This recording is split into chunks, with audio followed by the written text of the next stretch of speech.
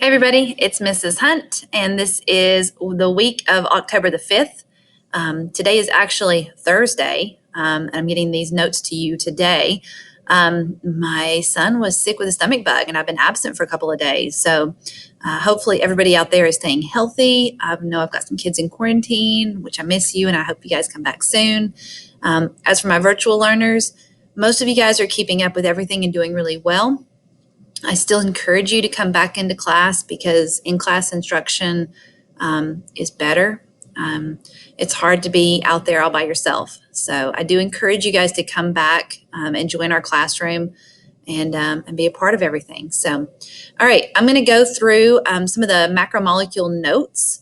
And what I did in class is I put these up on the board, and then I drew on the board to go over some of the notes and key into the few things. So I'm going to be writing it over here. Hopefully you can see everything on here as I go through it.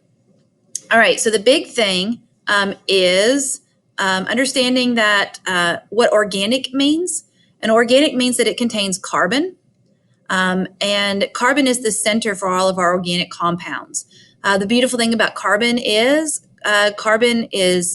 atomic number of 6.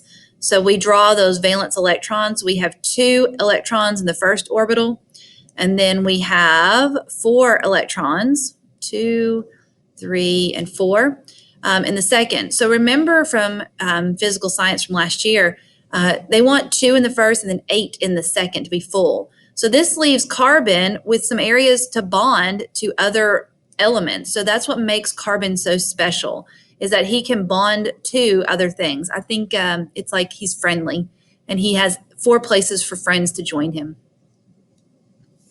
Go ahead and memorize these elements here: carbon, hydrogen, oxygen, and nitrogen. I like to collectively call this group SHNOPS. Carbon, hydrogen, nitrogen, oxygen, phosphorus, and sulfur are the ones that we talk about in life and in our biochemistry a lot. So it's just easier to remember it by that acronym. All right, remember these are elements on the periodic table of elements. They are atoms.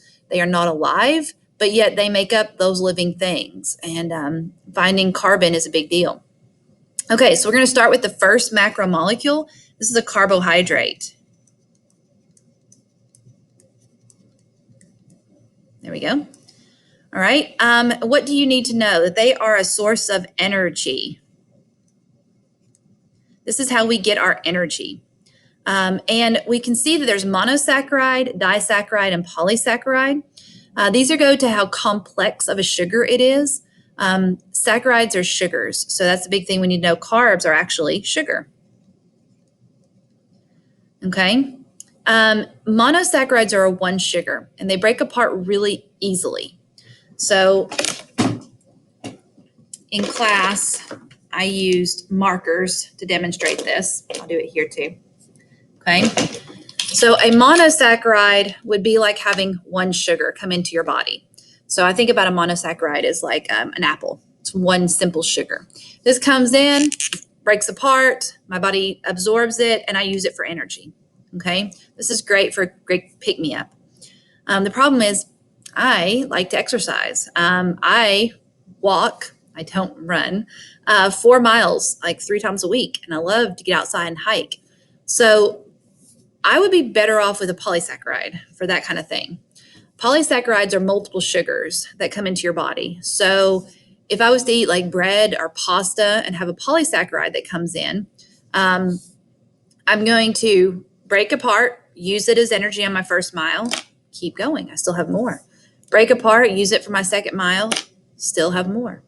All right, 3rd mile, and then even on my way home, I still have energy. So that pasta or that bread that I've eaten is still giving me energy. The problem with carbohydrates is if I eat that pasta, I eat that pizza, that bread, that sandwich, and then I go sit down on the couch and watch TV, we're going to see that carbs are made out of the same things as fat. And your body will say, she's not using this right now, so let's store this for later, and then it gets stored as fat. And that's why carbs get a bad rap, because sometimes we store them as fat if we don't use them at the right time. All right, let's talk about what the elements are inside of carbohydrates. We have carbon, we have hydrogen, and we have oxygen, and it's in a 1 to 2 to 1 ratio. So the carbons and the oxygen will always equal each other. An example is C6H12O6, that's glucose. Okay, glucose is in a 1 to 2 to 1 ratio, and that lets us know it's a sugar. What else do we want to know about carbs? We want to know plants store carbs as starch. So any of our starchy things like a potato. Animals are going to store it as glycogen.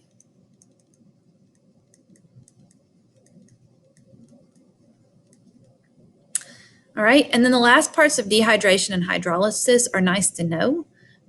Basically, if you want to break down a carb, you have to add water. And adding water is hydrolysis, and then removing something by using water is dehydration. That would have been nice to have last year, but this year we've really had to cut things down because we're not in class so much. So I have not made it as a part of the things that we have to know for today. Okay. All right, here is a picture of what carbohydrates look like.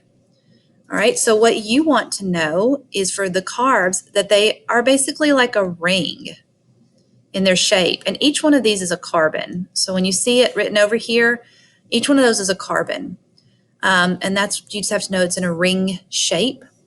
Also, let's go ahead and add this: fructose, glucose, galactose.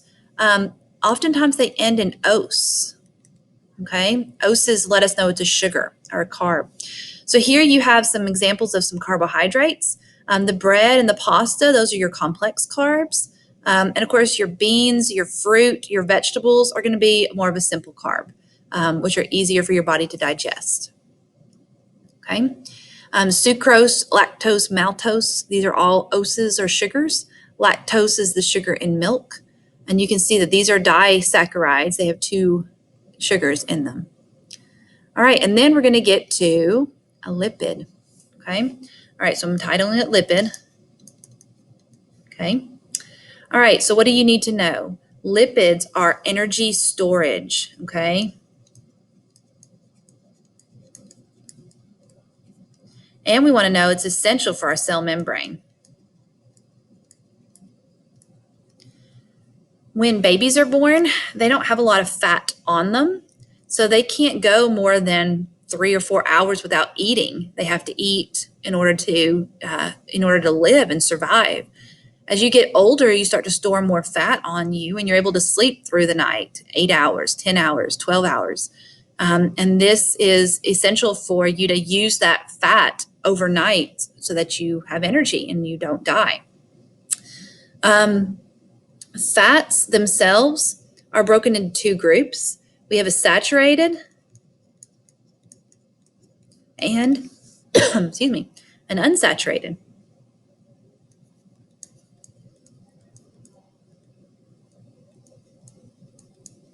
Sorry, my handwriting is really bad on this pen. I'm going to have to get used to this. All right, saturated fats are the ones that are not good for you. All right, we call these LDL cholesterol. Ooh, CHOL. Okay, and these are going to be a single bond of carbon chain. I'm going to go through this with the notes in just a second. All right, unsaturated fats are good ones. This is an HDL cholesterol. And you'll see that the carbon has a double bond in the middle. Okay, so this is a very simple version of all this. When you get your finger tested for your physical and you get your blood pricked, they usually test your cholesterol for both LDL and HDL cholesterol. Okay, so let's talk about, I'm going to draw a little picture real quick because I like pictures. If we think about our veins and arteries as being like a slide, okay, fats work really different. Your saturated fat is like putting cheese in your veins and arteries. It's sticky and chunky, and it likes to sit on your veins and arteries. And it clogs up, so it makes it hard to move through. This gives you high blood pressure. This can contribute to a stroke, heart attack, all those things, all because of the fat that you ate. The other one, I'm going to make it a blue, okay? Our unsaturated fat is like vegetable oil or olive oil. And what it does is it like greases up the lining and makes it really slippery. And this helps speed things through those veins and arteries really quick. Usually you'll see people who have a big unsaturated fat diet, they have a good complexion. The blood moves quicker through their bodies. They are healthier. They feel better. They have more energy. They have a better glow to their face, is all from that. Okay, what else do we want to know as far as this goes? We want to know lipids are a steroid. Or I'm sorry, steroids are lipids. It contributes to that weight gain. There are two types of steroids, basically, that we can attribute to just normal, not anything fake or anything like that. Estrogen and testosterone are two hormones that are involved in puberty, which is always awkward to talk about in front of kids. All right, estrogen is, first of all, everybody makes both of them. Girls start making more estrogen when they reach puberty, probably around the age of 12 when they got their period. Boys, when they go through their puberty, they'll start making more testosterone. Girls will make a little bit of testosterone around their periods. That's why they get real moody and sometimes they'll break out with a zit as that testosterone kind of rages through them. Boys, you'll start to get more testosterone and you'll start getting a little bit angrier sometimes and getting acne on your face. Boy puberty starts from 16 to 17, 18, 19, 20, even 21 before boys start to go through puberty. So it takes a long time and it's really slow. Girls, it was you had no period and then you have a period. That's it. You went through puberty. But boys is a lot longer and a lot different. Okay. All right. Okay, let's go through the next slide here. Okay. Okay. All right, I'm going to go over here and we're going to draw out the next one. All right, the shape of it. So we said carbs were a ring. Lipids are a chain. And you'll see over here, it looks like a sugar ring because it kind of is. And then you have this chain. So what you want to be memorizing is this chain of carbons, okay? So when you see that chain, even if it's like this, it's still a chain of carbons. That's what a lipid looks like, okay? I always say it's like a limping lipid. Those lipids are all like a chain of carbs. I'm sorry, of carbon. And we should memorize that it is a carbon, hydrogen, and oxygen, but it's not in a 1 to 2 to 1 ratio. So the same elements. Okay. All right, and again, the saturated are all single bonded, and then unsaturated is right here with a double bond. And this is what makes it healthy and able for our body to accept it and do something different with it. So you see they're made out of the same elements, but you basically remove a carbon and you add, or a hydrogen, and you add in a double bond of that carbon, and then your body treats it completely different. All right, these are the saturated fats, whole milk, creams, red meat with that white marbling inside, cheeses and fats and creams. All these things should be treated as a treat. It shouldn't be your weekly grocery shopping, which I know most people are. There are things you can do to substitute. You can do a skim milk. You can replace chicken for your red meat. You can cut cheese down, use feta cheese or goat cheese. Do yogurt instead of ice cream. I know that's kind of hard, but we don't want our arteries and veins to look like this stuff, being stuck in chunky in our veins and arteries.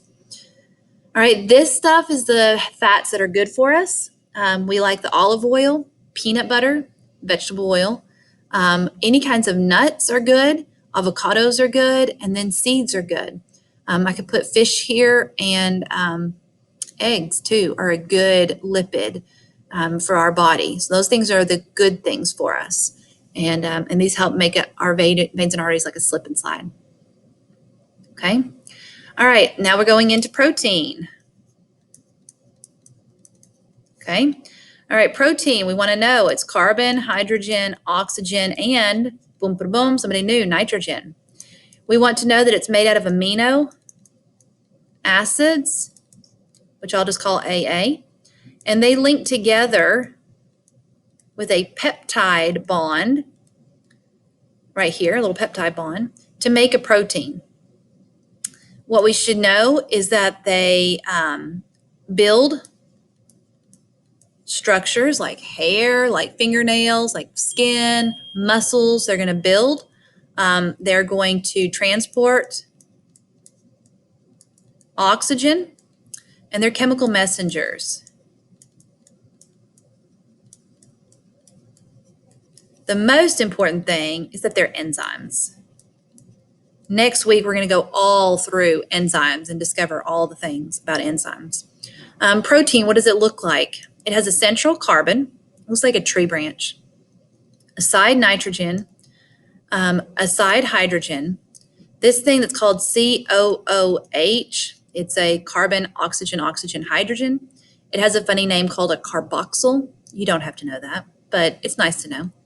And then this thing called the R chain, which is the rest of the stuff. So we'll look over here, okay?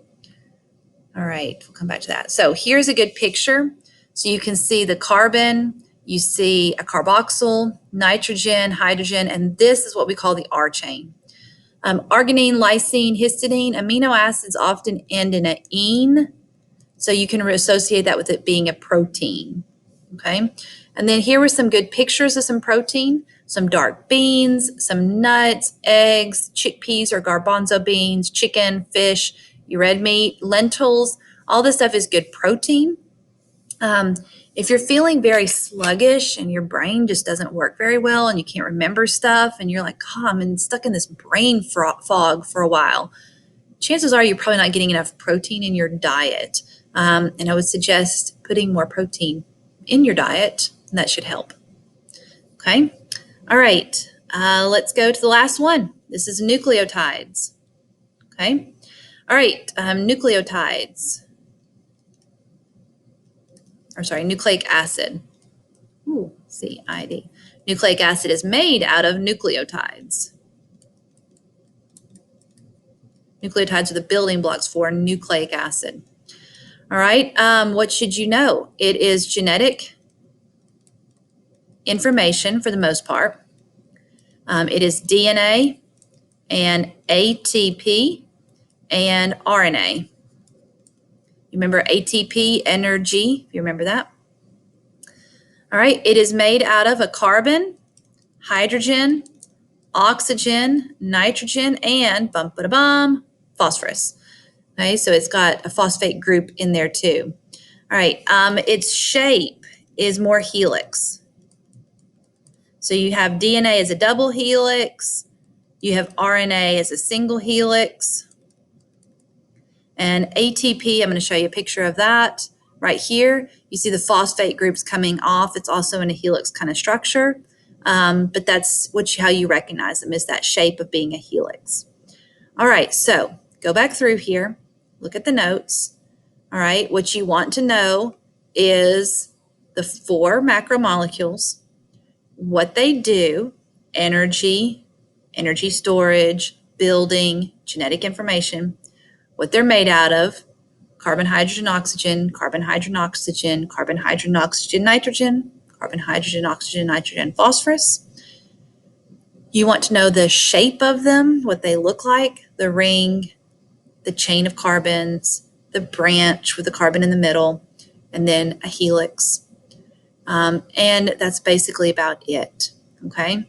All right, other than this week you have a homework assignment for a Jamboard, and we have grades being checked. So hopefully most of you guys are keeping up with your grades and you're doing a very good job.